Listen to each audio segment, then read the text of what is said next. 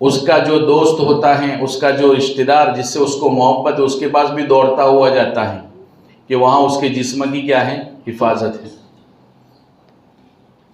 तो हम भी क्लास का माहौल ऐसे बनावें कि बच्चा हमारे पास शौक से पढ़ने के लिए आवे, ज़बरदस्ती उसको धकेला न जावे। तो हम भी अपने क्लास का माहौल ऐसा बनावें, मोहब्बत वाला, शफकत वाला। बच्चा हमारी क्लास में आने से खुश हो, उसके चेहरे पर मुस्कुराहट हो हमारे पास आने से, इसका इस तरह माहौल बनावें। मार पीट से जो है हमारे क्लास का माहौल बिगड़ जाता है, खौफनाक बन जाता है, बच्चा आने से डरता है। तो फिर ऐसे बच्चा ऐसा जायज़े में कामयाबी होगी तो दूसरा पारा शुरू कराया जाए, वरना वही पारा याद करने की हिदायत दी जाए। आमतौर से ऐसा पहले नहीं होता था, अब ये धीरे धीरे ये जांच लेने का सिलसिला शुरू हुआ है और अल्हम्दुलिल्लाह सब जगह इसकी कोशिशें हो रही हैं। जहाँ नहीं हो रहा वहाँ भी कोशिशें शुरू हुई और इसके फ़वाइद सामने आने शुरू हो गए अल्हम्दुलिल्लाह। नंबर 9, सबकन पारे से पहले वाला पारा जो अभी मुकम्मल हुआ था, उस पारे को इशा की नमाज के बाद नफलों में एहतमाम से पढ़वाया जाए और ख़ुद असातिज़ा उनके पीछे टहलते हुए निगरानी करें। जो आवाज़ से ना पढ़े या साफ ना पढ़े उसको सबसे अलग निकाल कर पढ़वाया जाए, यहाँ तक कि सबकन पारे से पहले वाला पारा सबक वाले पारे के ख़त्म तक ऐसा ही मजबूत रहे जैसा कि उसको याद कराया गया था। इस तरह की मेहनत और मश्क से आमोख्तगी पर कंट्रोल रहेगा और नफलों वाला पारा आमोख्तगी के दौर में मजबूत निकलेगा। इसकी शक्ल ये है, इसकी मिसाल इस अंदाज से समझी जा सकती है। मिसाल के तौर पर बच्चे ने अलिफ लाम मीम का पारा हिफ्ज़ कर लिया, हिफ्ज़ करने के बाद अपने नाजिम को या किसी उस्ताद को उसकी जांच भी दे दी, जांच में पारा मजबूत निकला, पुख्ता निकला, सयक़ूल का पारा आगे याद करने के लिए इजाज़त मिल गई कि अगला पारा शुरू कर दिया जाए। सयक़ूल का पारा जब तक मुकम्मल ख़त्म हो तब तक अलिफ लाम मीम का पारा रोज़ाना जो भी वक्त उस्ताद को मैसर हो, सुबह सबक सुनाने के बाद हो, सुबह सबकन पारा सुनाने के बाद हो, सुबह छुट्टी के करीब का हो, या असर से कबल हो, या मगरिब के बाद हो, या इशा के बाद हो, एक मरतबा इस पारे को रोज़ाना नफिल में पढ़ने का एहतमाम हो जाए। आम तौर से यह होता है कि जो पारा अभी हिफ्ज़ मुकम्मल होने के बाद अगला पारा शुरू कर। अस्सलामु अलैकुम सामीन, 20 रबीउल अव्वल की तारीख शुरू हो चुकी है, 23 सितंबर है। ख़बर का उन्वान है आंध्र प्रदेश के तदरीबुल मुअल्लिमीन की कैंप की रिपोर्ट का दूसरा हिस्सा। पहला एक हिस्सा हम आपको सुना चुके हैं, अब दूसरा हिस्सा बता रहे हैं। ये वीडियो तो आप देख चुके हैं।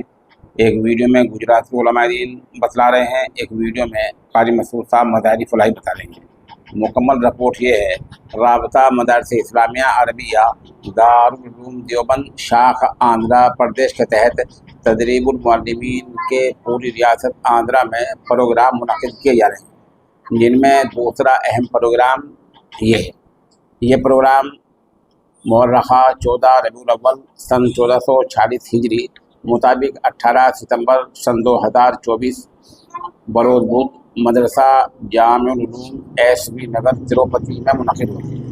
प्रोग्राम का आगाज़ मदरसा मज़ाहिर उलूम सहारनपुर के उस्ताद तजवीद व क़िराअत कारी मसूद अहमद मज़ाहिरी फलाही की तिलावत कलाम पाक से हुआ।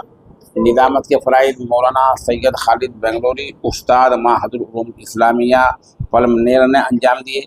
ये प्रोग्राम भी 2 नशिस्तों पर मुश्तमिल था।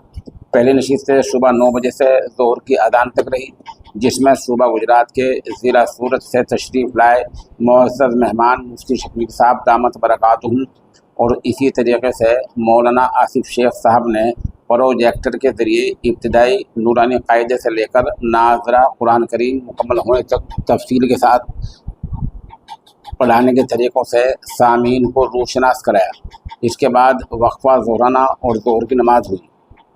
बाददा दूसरी नशिस्त हुई, जिसमें मज़ाहिर उलूम के उस्ताद तजवीद व क़िराअत मौलाना कारी मसूद अहमद मज़ाहिरी फ़लाही सहारनपुरी ने इब्तिदाई हिफ्ज़ से लेकर मुकम्मल कुरान करीम हिफ्ज़ होने तक, नीज़ हिफ्ज़ होने के बाद कुरान करीम का दौर यानी गर्दान निकालने तक तमाम तरीक़े तालीम से सामीन को रोशनास कराया।